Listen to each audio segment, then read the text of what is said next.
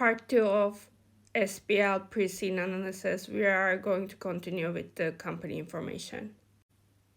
Okay, this seems to be prominent in its own country. This company is well known.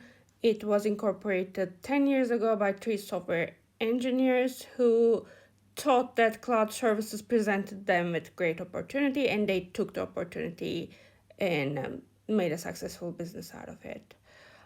They're providing 2 kinds of services. So they're providing data storage services and the IaaS service model.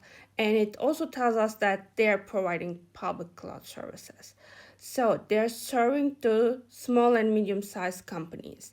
The premium services we talked about, like the private cloud service, or the more complex cloud service models like SaaS and PaaS, are not provided by this company. It clearly says that they have never offered PaaS or SaaS service models. And when we look at the ownership, this is a public company. They are listed on the stock exchange. And the 3 original shareholders still have 10% of shares each. And they are still active in the company. They are in the board as executive directors. Then we are provided with this information. The company was doing well until last financial year.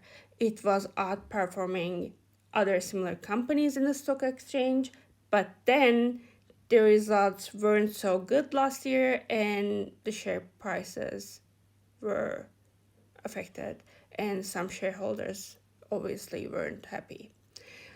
And it also tells us that the absence of any dominant shareholders means that the board is generally free to do what they want. We again saw that they each have 10%. There are institutional investors, but none of those have more than 10% of equity. Then we have the mission and vision and the values. They want to be one of the leading cloud service providers in Finland, and this seems to be going well for them as they're well known, but again, we don't know about the financials, and we have some information about them, but we don't know what their rivals are doing, so we don't know their relative position. Here we have the board structure, and the positions that I highlighted in the board structure are the founding shareholders. So these are the original founders of this company. They each hold 10% of shares, and they sit on the chairs of CEO, commercial director, and operations director. Then we have information about the committees. Here you should assess whether or not you are fine with these committees. And it is nice to see that NC Tech is fully compliant with the corporate governance code. Then we have risk register. Okay, so since we have a risk register, I would do a heat map, and then I would make a Terra metrics to think of how I would mitigate these risks. Terra stands for transfer, avoid, reduce, and accept. So which risks can I transfer, which risks I can avoid, which risks I can reduce, and which risks do I have to accept? And to decide on that, I am going to need to think about these risks and their impact. Maybe I do not know the exact likelihood, but I can think of the impact for a technology company. Here are our risks. So these are the principal business risks for NC Tech, our company.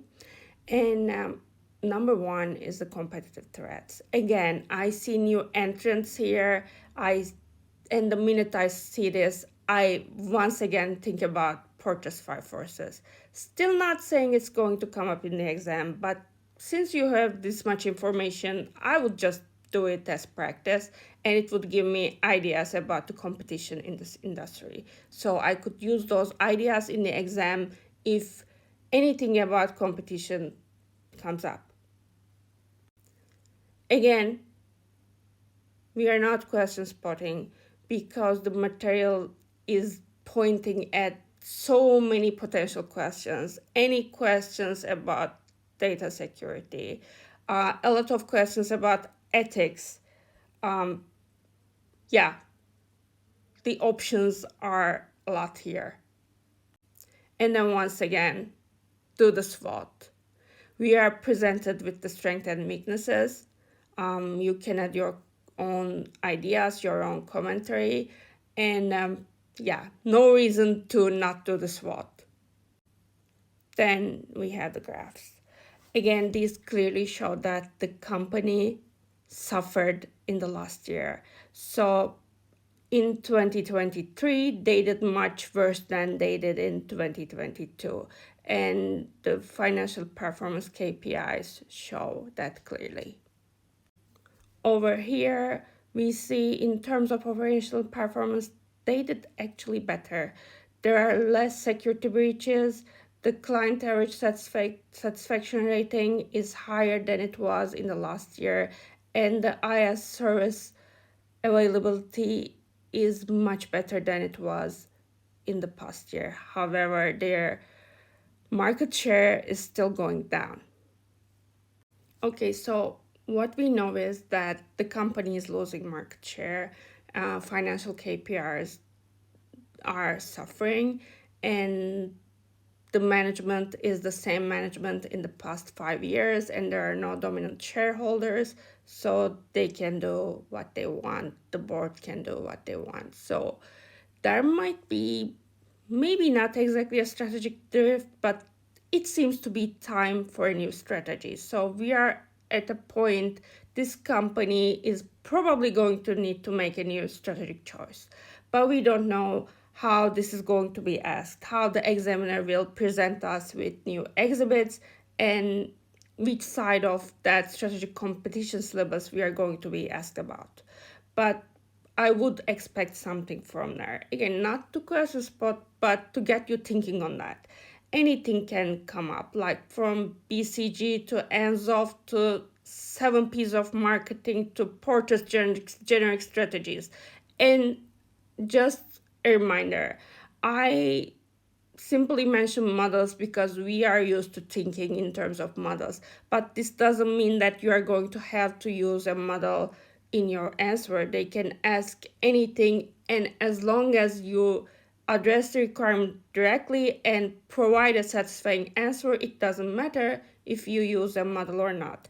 However, if you're confident with the models, if you know how to use them, they really help you in terms of time management. And this doesn't mean there is a model for every question.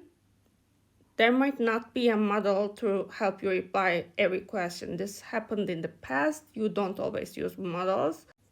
Good luck in your studies and in your exams. And if you can't do anything other than that, do the SWOT. Seriously, it will help you so much. Do it.